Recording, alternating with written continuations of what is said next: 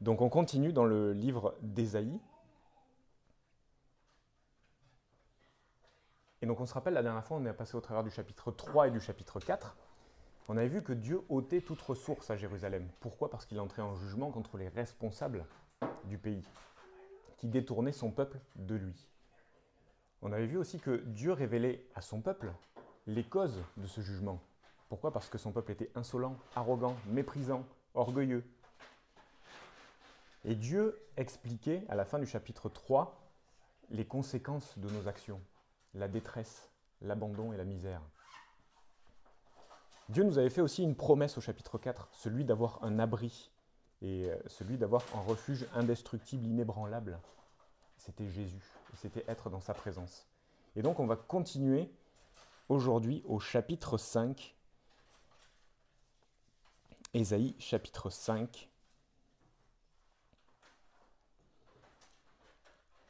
au verset 1.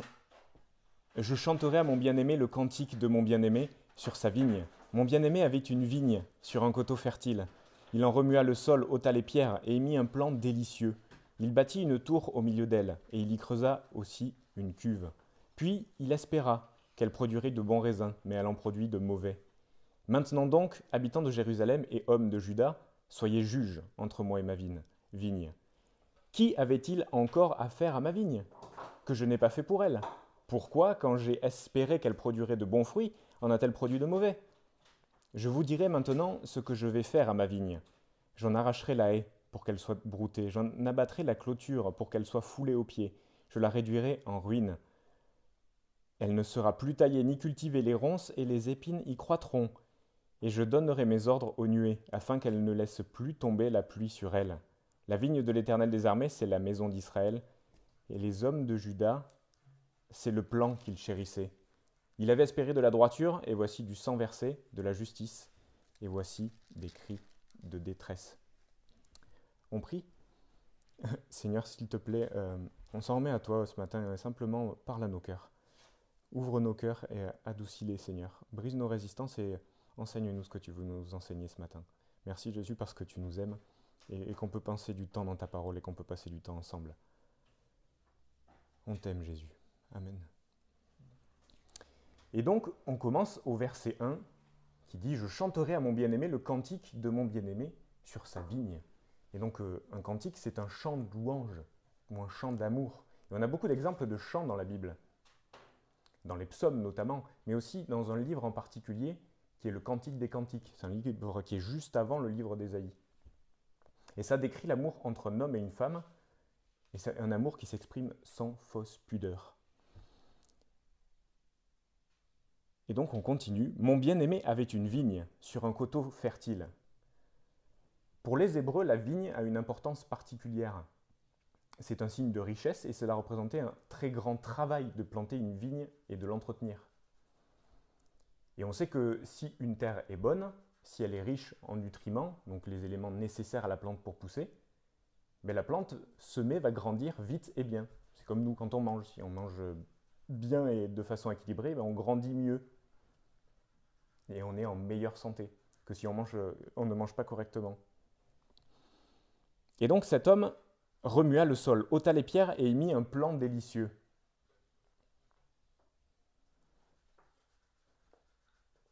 Pour grandir, une plante a besoin d'espace. A besoin d'espace au-dessus du sol, mais en dessous aussi.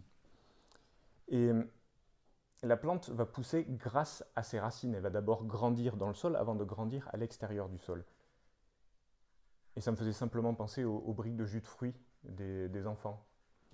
On prend une paille et on va percer la brique pour aller chercher le jus, ce qui est bon. Mais les racines, c'est un petit peu la paille de la plante. Et elle va se nourrir vraiment dans le sol. Et si une racine tape contre une pierre, la racine doit contourner cette pierre. Et donc ça fait que la plante va grandir moins vite et moins bien. Donc moins le sol a de pierre, plus il est de bonne qualité. Et pour ceux qui jardinent un peu, on sait déjà que retourner de la terre, c'est du travail. Mais alors retourner de la terre et en sortir les pierres et les mettre de côté, c'est un très gros travail. Et donc la parole nous dit, cet homme a mis un plan délicieux. Donc cet homme a choisi le meilleur plan, un plan qui avait qui a déjà produit du bon fruit, qui a un fruit qui a du goût. Et il l'a choisi pour le mettre dans sa vigne. Et dans sa vigne, il bâtit une tour au milieu d'elle. Il y creusa aussi une cuve. La tour était au centre. La tour était souvent construite avec les pierres que les gens trouvaient dans le sol. Et donc cette tour servait à quoi? Elle servait déjà à avoir une visibilité sur la vigne, mais aussi à protéger la vigne. On pouvait la surveiller et la garder. Elle servait aussi à abriter les gens qui travaillaient dans la vigne. Et on nous parle ici d'une cuve et d'un pressoir. Quand le raisin a poussé sur la vigne, qu'il est bon à cueillir, on va le couper, on va le mettre dans des sacs à dos et des gens vont l'amener jusque dans un pressoir. C'est un endroit où on va écraser le raisin pour en tirer le jus. Et à l'époque, on l'écrasait pieds nus. Peut-être pour donner du goût, on ne sait pas. Et donc ce qui se passait, c'est que le raisin écrasé laissait sortir son jus et ce jus coulait jusque dans la cuve, où on récupérait le jus. Et à partir de cette cuve, on mettait ce jus de raisin dans des outres, c'est des sortes de gros vases, pour laisser vieillir le raisin, pour en faire du vin, ou simplement pour l'utiliser comme du jus de raisin. Et en France, par exemple, on a beaucoup utilisé les tonneaux de bois, pour récupérer le jus et faire du vin. Puis cet homme, après avoir beaucoup travaillé, espéra qu'elle produirait de bons raisins. Mais elle en a produit de mauvais. Malgré un bon travail, un bon terrain, malgré les meilleurs plants, la plante pousse, mais son fruit est mauvais. Il n'est pas bon à boire. Et donc on se replace dans le contexte du début du chapitre 5. C'est un cantique, c'est un chant de louange, c'est un chant d'amour. Et c'est étrange comme chant de louange. Un chant sur quelqu'un qui construit une vigne. Ok. La parole nous parle d'amour, de l'amour de Dieu, de l'amour de Jésus pour nous, de son désir de vivre pas seulement proche de nous, mais en nous et avec nous. Et la Bible nous donne des chants de louange, mais aussi, on l'a vu, des passages parlant de l'amour entre un homme et une femme. Et je vais vous en lire quelques passages. C'est une femme qui parle de l'homme qu'elle aime. « Écoutez, c'est mon bien-aimé, il vient, sautant sur les montagnes, bondissant sur les collines. Il prend la parole, mon bien-aimé. Il me dit « Lève-toi, mon ami, ma belle, et viens, car l'hiver est passé, la pluie a cessé, elle s'en est allée. Ma colombe, dans le creux des rochers, dans le secret des escarpements, fais-moi voir ton visage. Fais-moi entendre ta voix, car ta voix est douce et ton visage est beau. » Donc c'est une sorte de lettre d'amour entre un homme et une femme. Et je ne sais pas si vous avez déjà envoyé des lettres d'amour ou reçu des lettres d'amour, mais ça ressemble un peu à ça. Et je vais vous lire un autre passage où c'est l'homme qui répond à la femme qu'il aime. « Tu es toute belle, en toi il n'y a aucun défaut. Viens avec moi du Liban, ma fiancée, viens avec moi du Liban, tu me ravis le cœur. Tu me ravis le cœur par un seul de tes regards, par une seule maille de tes colliers. Que de beauté dans ta tendresse, ma fiancée. Combien ta tendresse vaut mieux que le vin, et la senteur de tes parfums que tous les aromates. » Ça, c'est dans le livre du Cantique des Cantiques au chapitre 4. Et c'est beau, c'est imagé, mais c'est beau. On a une femme qui décrit l'homme qu'elle aime, ses exploits, qui exagèrent un petit peu, parce que bondir de montagne en montagne, c'est pas possible, on est d'accord. Et on a un homme qui décrit la femme qu'il aime, et qui lui exprime ses sentiments et son désir. Et ici, au début du chapitre 5, on a un chant entre visiblement deux amoureux, une lettre d'amour chantée qui décrit la plantation d'une vigne. Et moi, quand j'ai lu ça, j'ai imaginé une femme qui a demandé à son fiancé de lui décrire son plus bel exploit pour qu'elle puisse en faire une chanson. Et elle attend une réponse, elle l'aime, elle est impatiente de le lire, d'être transportée par ce qu'il écrit. Elle reçoit la lettre, elle l'ouvre et lit, Eh bien, ma chérie, tu sais, il y a quelques semaines, j'ai pris une bêche, bah, j'ai creusé un trou dans le champ, bah, il y avait plein de cailloux. Alors j'ai sorti les cailloux, et puis j'ai fait un petit mur autour du champ. Et puis, bon, ben, j'ai planté du raisin, il a poussé, mais il n'était pas bon. Ok, qu'est-ce que je fais avec ça? Et d'habitude, on est d'accord qu'on écrit un chant pour exprimer ses sentiments, ses émotions. À une personne qu'on aime, décrire la beauté de ce qui nous entoure, amener l'autre à rêver, s'évader. Ou même à mettre en valeur ce que l'autre a fait, on l'a vu tout à l'heure. Souvent de manière un peu exagérée. Et ici, Dieu nous parle de la construction d'une vigne. Pourquoi Dieu nous écrit ça? Pourquoi Dieu choisit de parler de ça? Qu'est-ce qui est extraordinaire dans la construction d'une vigne? Mais simplement, on a une image de ce qu'est le peuple d'Israël et de sa relation avec Dieu. Dieu aime son peuple, travaille, lui donne une terre, façonne les habitants pour produire du bon fruit. Et Dieu ne parle pas d'un bon raisin ou d'une belle pomme ou d'une fraise. Il parle des fruits de nos vies, de ce qu'on en fait, où vont nos désirs. Porter du fruit pour Dieu, c'est faire ce pourquoi il nous a créés, le louer et aimer les autres plus que nous-mêmes. Ici, le bien-aimé, c'est Dieu. La vigne, c'est le peuple d'Israël. Le plan de cette vigne, c'est chaque habitant du pays de Juda. Cela explique simplement tout le soin que met Dieu pour ceux qu'il aime. Et pour quelqu'un qui travaille la terre, planter une vigne, c'est ce qu'il y a de plus compliqué, ce qui demande le plus de connaissances. Il faut trouver le bon endroit, avec la bonne exposition, avec la bonne terre, trouver le bon plan qui va avec cette terre pour avoir le meilleur fruit. Cela demande aussi beaucoup d'énergie, beaucoup de moyens. Mais une fois qu'on a planté cette vigne, cultiver le raisin demande beaucoup de patience, beaucoup d'attention et de douceur pour connaître les vignes et en prendre soin, répondre aux besoins de l'arbre pour qu'il soit en santé et produise un bon fruit. Et c'est ce que Dieu a fait pour son peuple. C'est ce que Dieu a fait pour son peuple en le sortant d'Égypte. Il lui a donné une terre à manger, il les a défendus contre les autres peuples. Pour qu'ils grandissent, il leur a donné une maison, il leur a donné un avenir. Et tout ça, c'était parce qu'il aime son peuple et pour révéler qui il est aussi. Et donc au verset 3, on continue et on lit « Maintenant donc, habitants de Jérusalem et hommes de Juda, soyez juges entre moi et ma vigne. Qui avait-il encore affaire à ma vigne, que je n'ai pas fait pour elle ?» On a vu la semaine dernière que Dieu rentre en jugement avec les chefs de Jérusalem et avec son peuple. Maintenant, Dieu prend un exemple simple, celui du vigneron qui plante une vigne. Et c'est un exemple parlant pour les Hébreux, parce qu'ils savaient ce qu'on devait faire pour planter une vigne et avoir une vigne qui produisait du bon fruit, de bons raisins. Et Dieu était juge et avocat à la fois pour défendre ce qui était faible, pour défendre aussi son peuple qui était mal dirigé.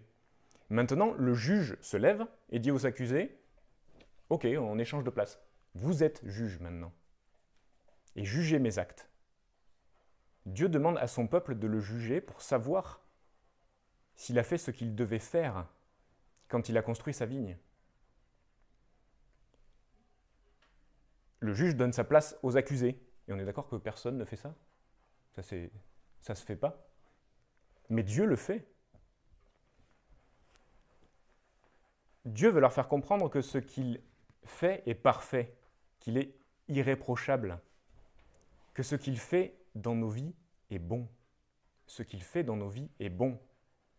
Alors, il énonce des faits. J'avais une vigne, une bonne terre, un terrain fertile. J'ai remué le sol, j'ai sorti tout ce qui était mauvais du sol. J'ai planté les meilleurs plants, les plus beaux, les plus robustes, ceux qui donnent le meilleur fruit. construit une tour pour la protéger, un pressoir et une cuve pour en récolter le fruit et en faire du jus, puis j'ai attendu de récolter le fruit de mes efforts.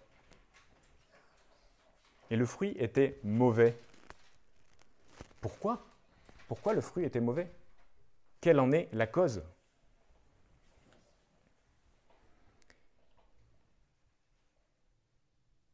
Et Dieu va nous dire dans les prochains versets ce qu'est la cause de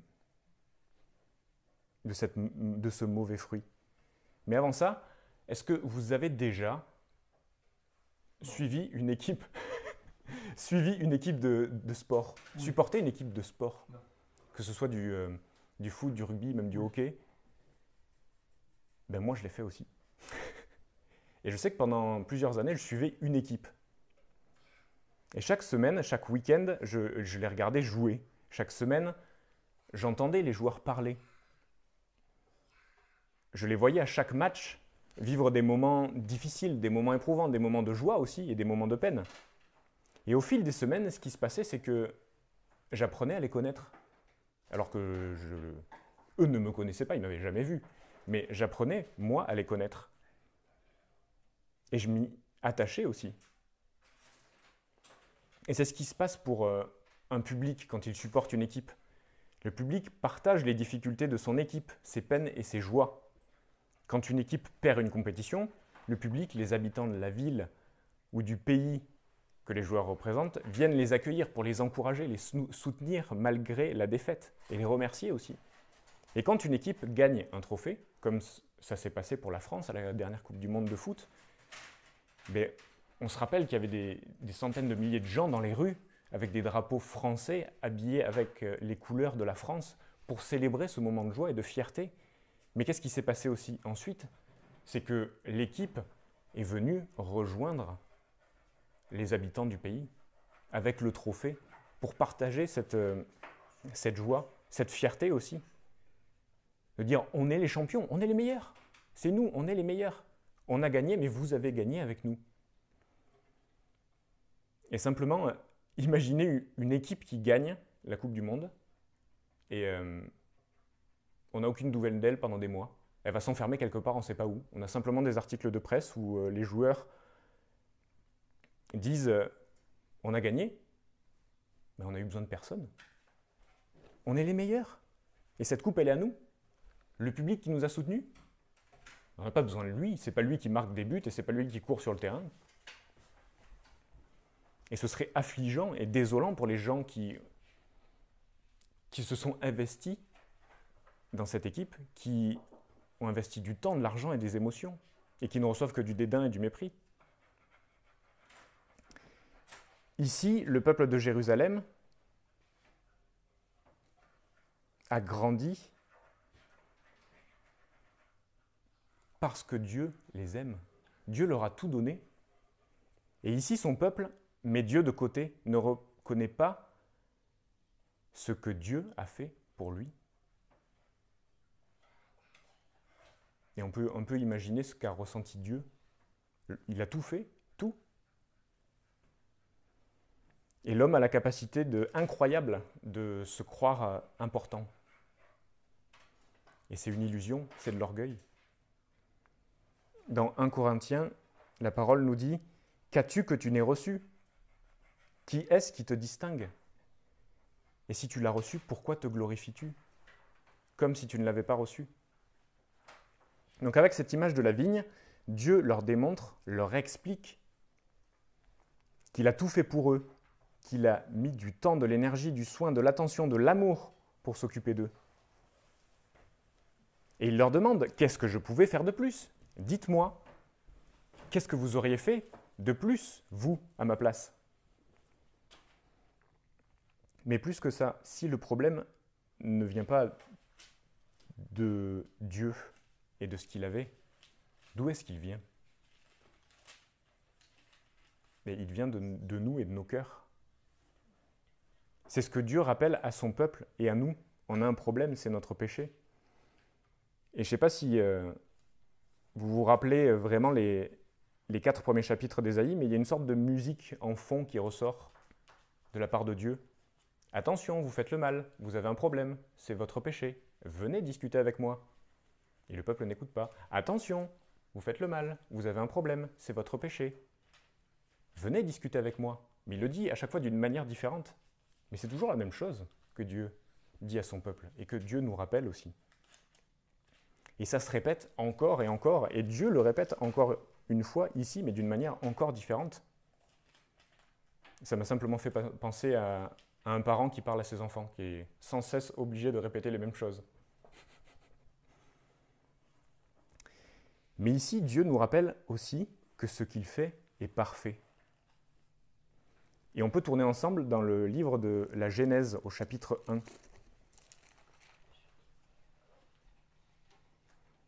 Genèse chapitre 1.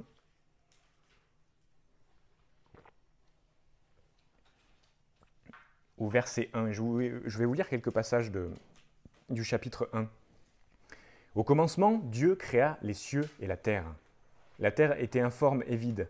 Il y avait des ténèbres à la surface de l'abîme, et l'Esprit de Dieu se mouvait au-dessus des eaux.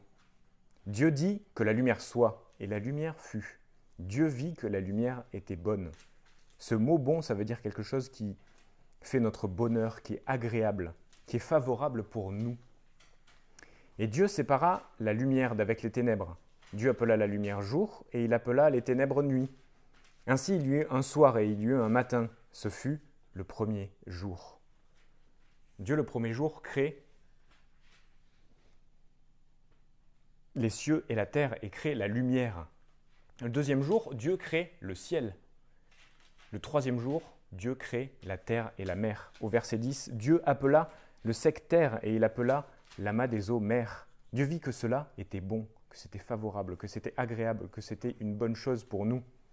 Puis Dieu dit que la terre produise de la verdure, de l'herbe portant de la semence, des arbres fruitiers donnant du fruit selon leur espèce et ayant en eux leur semence sur la terre. Et cela fut ainsi. La terre produisit de la verdure, de l'herbe portant de la semence selon son espèce, et des arbres donnant du fruit et ayant en eux leur semence selon leur espèce. Dieu vit que cela était bon. Le quatrième jour, Dieu va créer le soleil, la lune et les étoiles. Le cinquième jour, Dieu va créer les animaux du ciel et de la mer. Au verset 21, Dieu créa les grands poissons et tous les animaux vivants qui se meuvent, et que les eaux produisirent en abondance selon leur espèce. Il créa aussi tout oiseau ailé selon son espèce. Dieu vit que cela était bon. Et le sixième jour, Dieu créa les animaux de la terre, et il créa l'être humain, il créa l'homme. Au verset 26, Dieu dit « Faisons l'homme à notre image, selon notre ressemblance, et qu'il domine sur les poissons de la terre. » Sur les poissons de la mer, c'est mieux. Un poisson, ça vit dans la mer, pas dans la terre. Sur les oiseaux du ciel, sur le bétail de toute la terre, et sur les reptiles qui rampent sur la terre. Dieu créa l'homme à son image. Il le créa à l'image de Dieu.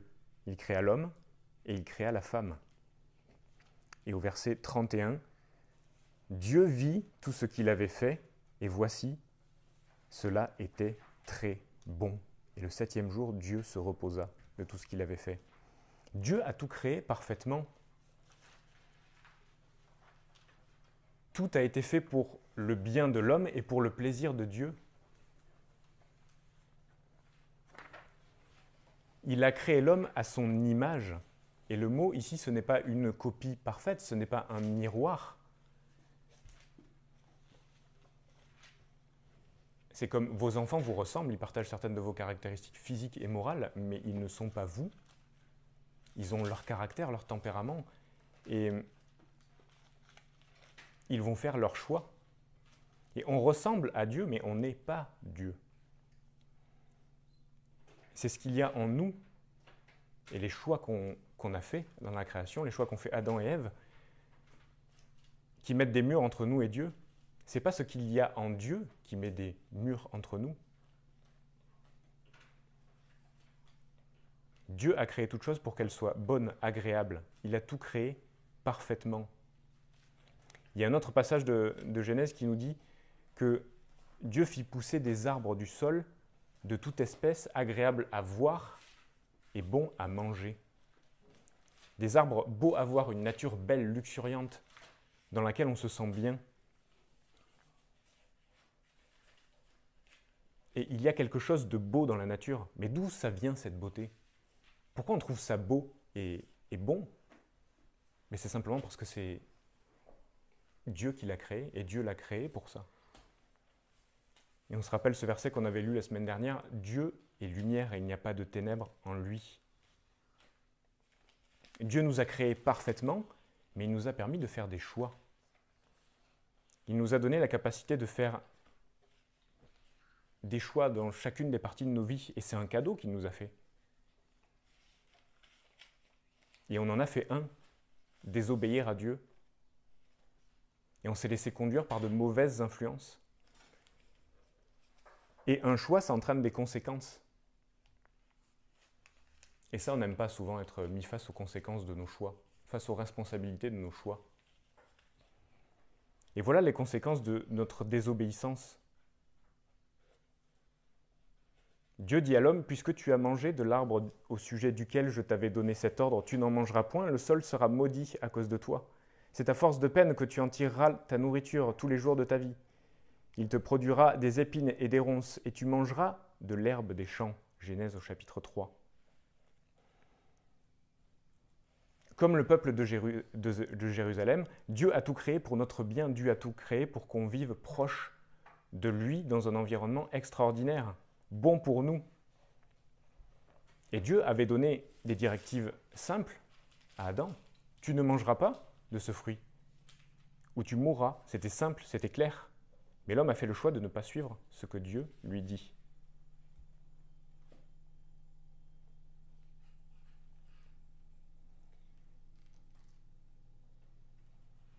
Et manger le fruit, ça a révélé à quelle place on avait mis Dieu dans nos vies, à quelle place on a mis notre Créateur, à quelle place Adam et Ève avaient mis leur Créateur.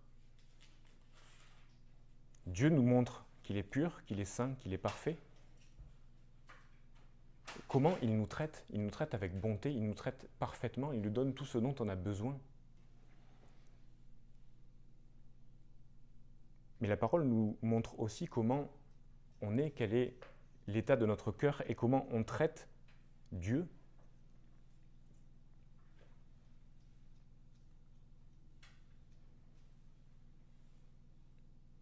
Et nos choix spirituels ont des conséquences sur l'ensemble de notre environnement. Et le choix spirituel d'Adam et Ève ont eu des conséquences sur l'ensemble de la création. Et on peut essayer de trouver un coupable pour nos choix toute notre vie, mais nos arguments et nos raisonnements ne changent pas ce qu'on est et notre nature, désobéissant, ingrat, égoïste et trompeur. Et c'est ce qu'on est, c'est ce qu'on porte en nous, et c'est notre péché. Et Steve avait dit, on n'aurait pas fait mieux qu'Adam et Ève, sûrement même pire. Et donc on reprend le livre d'Ésaïe, au chapitre 5, la fin du verset 4. « Pourquoi, quand j'ai espéré qu'elle produirait de bons raisins, en a-t-elle produit de mauvais ?» Dieu espérait un peuple reconnaissant envers lui, qui loue son Dieu. Il espérait partager la vie de son peuple. Mais ici, dans le livre d'Ésaïe, les habitants de Juda ne vivent plus avec Dieu, par Dieu et pour Dieu. Ils vivent comme le monde et pour le monde. Au lieu de louer Jésus, il se loue lui-même. Donc son peuple, une fois en bonne santé, avec une maison et un avenir, riche et puissant, dit « L'Éternel, qui ça ?» On n'a pas besoin de lui, c'est pas lui qui a construit tout ça, c'est pas lui qui combat quand on est en guerre, c'est nous, on lui doit rien.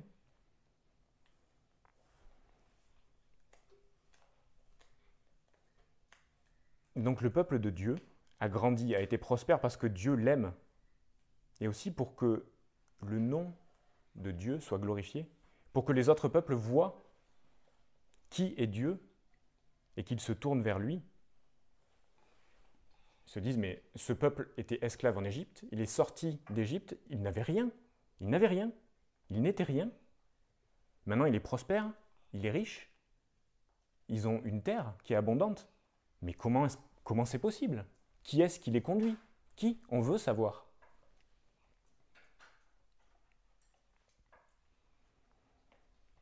Jésus nous dit dans le livre de Jean, « Mon Père est glorifié lorsque vous portez beaucoup de fruits. » Porter du fruit, c'est louer Dieu, c'est faire ce pourquoi Dieu nous a créés. Aimer les autres plus que nous-mêmes, les servir, c'est porter du fruit qui est agréable pour Dieu. C'est une attitude qui glorifie Dieu. Et parfois, notre attention n'est plus tournée vers Dieu pour louer Dieu, mais vers nous ou vers les autres pour nous louer nous-mêmes ou louer les autres. Et ça nous empêche de porter du fruit, ça nous empêche d'être reconnaissants vis-à-vis de Dieu. Et encore une fois, qu'as-tu que tu n'aies reçu? Qui est-ce qui te distingue? Qui? Et si tu l'as reçu, pourquoi te glorifies-tu? Comme si tu ne l'avais pas reçu. Et on continue au verset 5 d'Ésaïe. « Je vous dirai maintenant ce que je vais faire à ma vigne. J'en arracherai la haie pour qu'elle soit broutée, j'en abattrai la clôture pour qu'elle soit foulée aux pieds. Je la réduirai en ruine, elle ne sera plus taillée ni cultivée. Les ronces et les épines y croîtront, et je donnerai mes ordres aux nuées, afin qu'elle ne laisse plus tomber la pluie sur elle. » La vigne de l'Éternel des armées, c'est la maison d'Israël, et les hommes de Juda, c'est le plan qu'il chérissait. Nos actes ont des conséquences. Et Jésus a dit, toujours dans le livre de Jean, « Mon Père est le vigneron et je suis le vrai cep. » Si vous êtes les sarments, et vous êtes les sarments, et tout sarment qui est en moi et qui porte du fruit, il le nettoie et le lave pour qu'il porte encore plus de fruits. Mais vous êtes déjà propres à cause de la parole que je vous ai annoncée. La parole nettoie nos cœurs, la parole nettoie nos vies, elle nous purifie.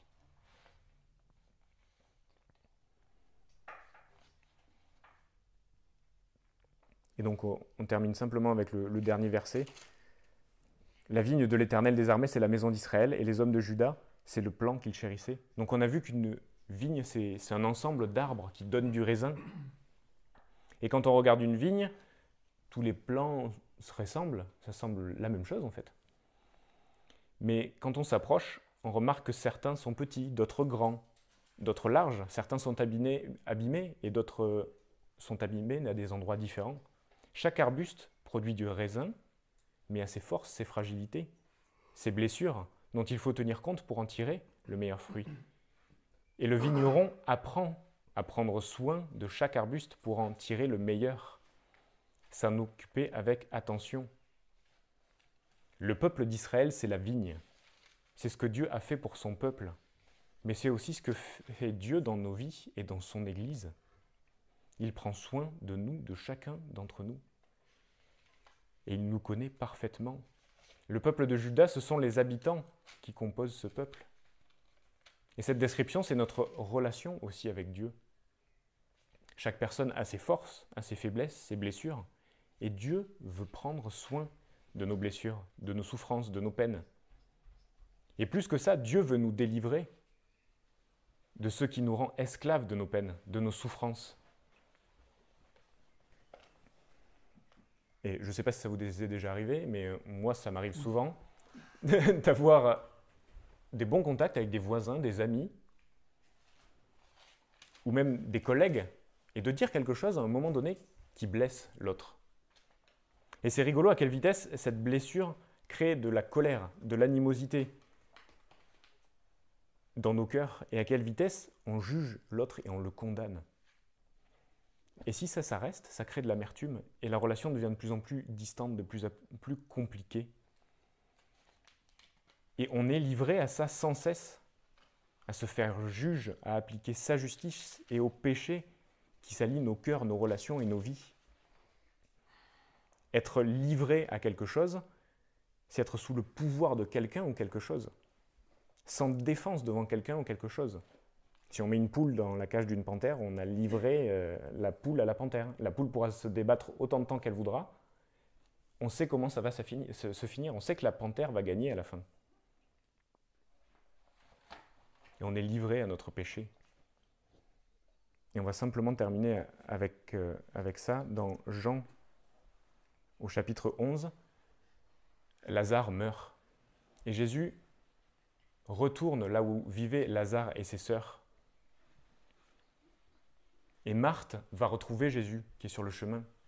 Elle lui dit, si tu avais été là, Lazare ne serait pas mort. Mais je sais que ce que tu demanderas à Dieu, il te l'accordera. Jésus dit, ton frère ressuscitera. Je sais qu'il ressuscitera, dit Marthe. Et Jésus lui dit, je suis la résurrection et la vie. Celui qui croit en moi vivra, quand même il sera mort, et quiconque vit et croit ne mourra jamais. Crois-tu cela ?